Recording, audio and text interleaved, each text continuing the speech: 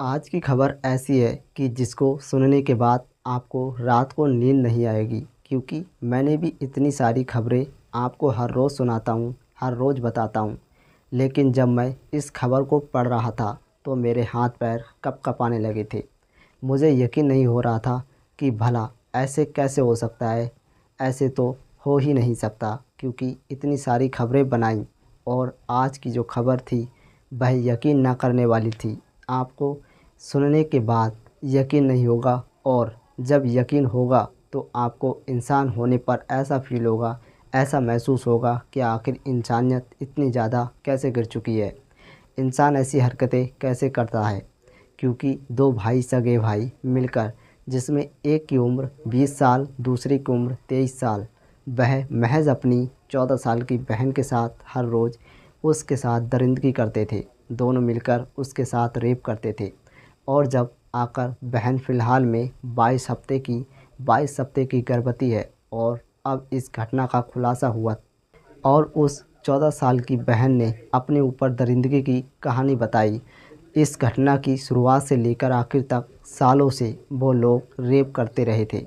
जो कहानी बताई वह जब मैं आपको मुँह से ज़ुबान से सुनाऊंगा शुरू से, तो आपकी आंखों से आंसू निकलने लगेंगे। तो चलते हैं और जानते हैं पूरा मामला। तो दोस्तों, मेरा नाम विनीत मौर्य है। उम्मीद करता हूँ आप सब अच्छे होंगे, सुरक्षित होंगे। और जो आज की घटना है वो उत्तर प्रदेश गाज़ियाबाद के एक कॉलोनी की है। वहाँ पर रहने वाली एक महज 14 साल की बच्ची, जो 8वीं क्लास में पढ़ रही थी, अपनी माँ और अपने दो भाइयों के साथ रहती थी। लेकिन कुछ दिनों से उसके पेट में लगातार दर्द हो रहा था। माँ भी बड़ी परेशान थी कि आखिर मेरी बेटी के पेट में दर्द होता है। और जब भी माँ शाम के टाइम वापस आती, क्योंकि माँ घर पर जाकर जो खाना बनाने का काम होता है वह करती थी, और जब वह शाम के टाइम आती और बेटी बताती कि माँ मेरे पेट में दर्द होता है, बहुत ज़्यादा दर्द था। आज तो माँ के पास ही मेडिकल से जाकर, क्योंकि अच्छा खासा कोई पैसे वाले भी नहीं, और ज़्यादातर पेट में दर्द लड़कियों की जो पीरियड वगैरह होते हैं उसकी वजह से भी होता है। तो माँ को लगता है, माँ उससे बोलती है कि बेटी तुम्हारी हो सकता है इसकी शुरुआत हो, और उसकी दर्द की वजह से। तो बेटी के लिए वापस ही मेडिकल से लेकर कुछ दवाई अपनी बेटी को देती है। दवाई देती है, बेटी खाती है, लेकिन उसमें आराम नहीं मिलता। फिर दूसरे दिन दर्द होता है। ऐसे ही काफ़ी दिन हो जाते हैं, और जब संडे वाले दिन पड़ता है, संडे वाले दिन 19 मई को संडे वाला दिन था, और वह माँ फ्री थी, माँ की छुट्टी थी। तो माँ बोलती है कि आओ, आज तुम्हें लेकर चलते हैं एक डॉक्टर के पास, वहाँ ले जाकर दिखाएंगे आखिर मामला क्या है। माँ अपनी 14 साल की बेटी को डॉक्टर के पास लेकर जाती है, पहुँचती है, और डॉक्टर को बताती है कि डॉक्टर साहब, मेरी बेटी के पेट में काफ़ी दिनों से दर्द हो रहा है। डॉक्टर साहब जब उसके पेट को देखते हैं तो पेट उभरा उभरा महसूस हो रहा था, फूल रहा था। अब माँ भी बोलती है कि हाँ डॉक्टर साहब, मैंने भी अपनी बेटी का पेट देखा है, पेट काफ़ी फूल रहा है। आखिर दिक्कत क्या है इसके पेट में? कहीं कीड़े तो नहीं पड़ गए हैं, या फिर कोई और दिक्कत तो हो गई है, गैस वगैरह इसके पेट में बन रही हो। शायद मैंने इसको काफ़ी नूर वगैरह पिलाए हैं, लेकिन कोई हाल नहीं निकला। जब डॉक्टर साहब देखते हैं तो वो थोड़ा सा हैरान होते हैं कि आखिर बच्ची है, पेट इतना ज़्यादा फूल रहा है और दर्द भी शिकायत है। तो फ़ौरन वो बोलते हैं कि ऐसा करो, इसका अल्ट्रासाउंड करवाओ। अल्ट्रासाउंड लिखते हैं, और जो माँ थी वो पहुंचती है, अपनी बच्ची का अल्ट्रासाउंड करवाती है। बेफ़िक्र होकर अल्ट्रासाउंड करवाकर जैसे ही डॉक्टर साहब की टेबल पर वो रखती है कि डॉक्टर साहब यह देखिए अल्ट्रासाउंड है। डॉक्टर साहब लेते हैं। डॉक्टर साहब की नज़र जब उस पर पड़ती है तो नज़रें थोड़ी देर के लिए रुक जाती हैं। नज़रें रुकती हैं, डॉक्टर साहब उस बच्ची की तरफ देखते हैं, अल्ट्रासाउंड की तरफ देखते हैं। डॉक्टर साहब शांत हो जाते हैं, कंफ्यूज हो जाते हैं कि आखिर अब वो बोले तो बोले क्या। वो जो अल्फाज बोलेंगे शायद वह अल्फाज उस बच्ची की माँ ना सुन पाएँ, और दूसरी तरफ डॉक्टर साहब यह भी सोच रहे थे कि आखिर इस बच्ची के साथ क्या हुआ, यह किसने किया, क्योंकि जो बच्ची का अल्ट्रासाउंड था उसमें वह 22 हफ्ते की प्रेग्नेंट थी, गर्भवती थी।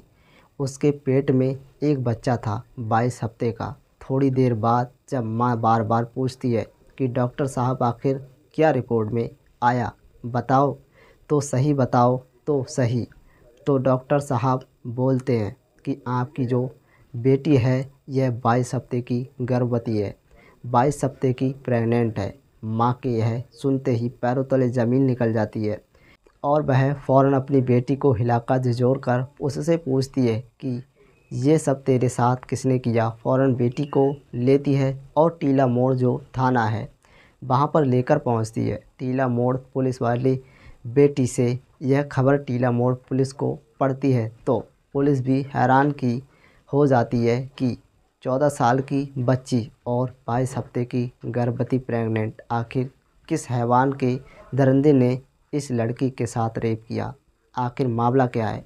अब लड़की को जो बच्ची थी उससे पूछताछ करना शुरू करती है पुलिस और माँ उससे पूछ रही थी, लेकिन वह बता नहीं रही थी, वह बोल नहीं रही थी कि नहीं कुछ नहीं है, कुछ नहीं है, कुछ नहीं का जवाब दे रही थी। तो थोड़ा बहुत बोलती थी लेकिन कोई ठीक जवाब नहीं दे रही थी।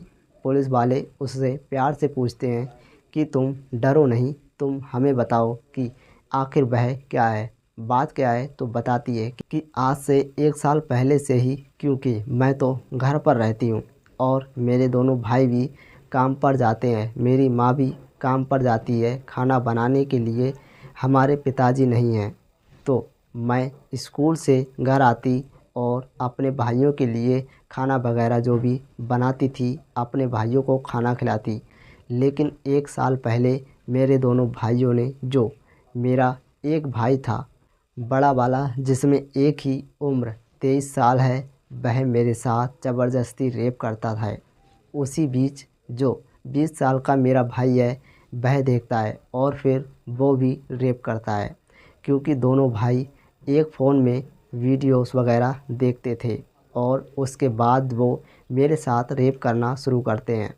और दोनों भाई मुझसे यह बोलते हैं कि अगर मैं आज के बाद जो कुछ किया है यह किसी को बताऊंगी तो वो लोग मुझे जान से मार देंगे और माँ को भी मार देंगे और तमाम समाज में बदनामी हो गई, बेइज्जती होगी।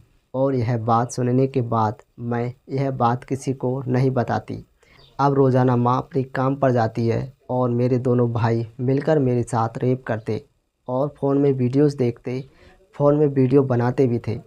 पुलिस हैरान हो जाती है कि सगे भाई ऐसा कैसे कर सकते हैं। पुलिस को पहले यकीन नहीं होता कि भला सगा भाई, कोई एक भाई हो तो चलो मान लेते हैं, एक भाई गलत है, उसने गलत कर दिया, लेकिन दोनों सगे भाई ऐसी दरिंदगी कैसे कर सकते हैं। वह भी नाबालिग नहीं बल्कि 23 साल की और उम्र दूसरे 20 साल की, अच्छे खासे समझदार जो समाज में रहते हैं, कामकाज कर रहे हैं, लोगों के बीच में रह रहे हैं और घर पर आकर अपनी ही सगी बहन से 14 साल की बहन के साथ रेप करते। फ़ौरन पुलिस पहुंचती है, दोनों भाइयों को गिरफ़्तार कर लेती है और वो लड़की यह भी बताती है कि 1 साल से बराबर यह सिलसिला चलता हुआ आ रहा था। उसे पता भी नहीं था कि वो गर्भवती हो चुकी है, प्रेग्नेंट हो चुकी है। जब उसके पेट में दर्द हुआ तो यह अस्पताल की तरफ पहुंची और उसने कभी अपनी माँ को यह बात इस वजह से नहीं बताई क्योंकि उसको जान से मारने की धमकी दे रखी थी।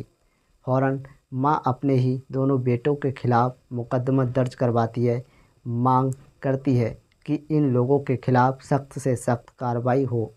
और अब दूसरी तरफ सवाल यह है कि आखिर जो उस 14 साल की बच्ची के पेट में जो बच्चा पल रहा है उसको क्या किया जाए, उसको ख़त्म किया जाए या नहीं किया जाए, या फिर बच्ची उसको इस दुनिया में लेकर आएगी। फ़िलहाल में इस बारे में कोर्ट की तरफ से क्या आदेश आता है, पुलिस क्या आदेश देती है, सब बाद में पता चलेगा, क्योंकि यह खबर अभी की थी, फ़ौरन अभी आई थी, फ़ौरन मैंने अभी आपको बता दी, लेकिन दोनों भाइयों को जेल भेज दिया है।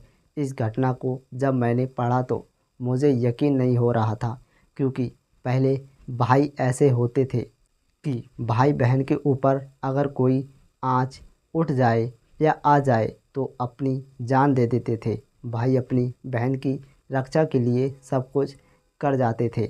यहाँ तक कि कोई भाई अपनी बहन को गंदी नज़र से तक नहीं देखता था, गवारा नहीं करता। अगर उसकी नज़र अपनी बहन की किसी चीज़ पर पड़ भी जाए तो वह शर्म से नीचे नज़र कर लेता है।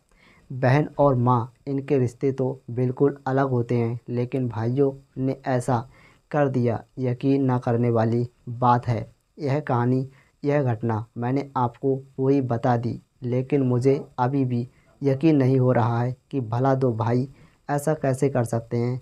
यार कैसे कर देंगे? और अगर किया भी है, उन्होंने किया है, तो उनको सज़ा कितनी कठोर मिलनी चाहिए, इतनी ख़तरनाक मिलनी चाहिए कि उस सज़ा से और लोगों को शिक्षा मिले और लोग जो सुने खबर, तो किसी इंसान के अंदर जो लोग ऐसा नहीं है कि मतलब इन लोगों ने गलत कर दिया, इसके बाद गलत नहीं होगा और भी लोग गलत करेंगे। लेकिन अगर वो गलत करने वाले होंगे और उनको इतनी सज़ा के बारे में पता चलेगा कि उसको सज़ा इतनी ख़तरनाक मिली थी, तो जो आगे गलत करने वाले हैं वह फिर गलत नहीं करते।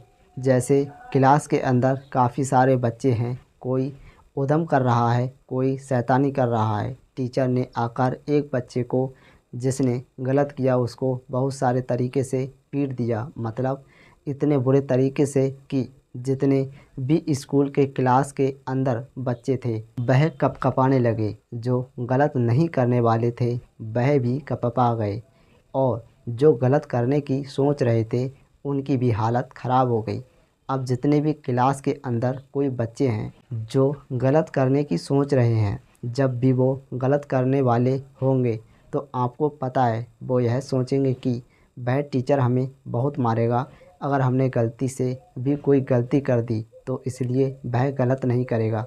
इसलिए मेरा कहना है कि हमारे कानून को इतना सख्त बना देना चाहिए कि जो लोग हद से ज़्यादा गलत करते हैं तो उनको तो ऐसी सज़ा मिलनी चाहिए कि जो इबरतनाक हो, जो दूसरे लोग देखकर उससे कुछ हासिल करें। आप इस घटना पर क्या बोलेंगे? कमेंट बॉक्स में ज़रूर बताइएगा।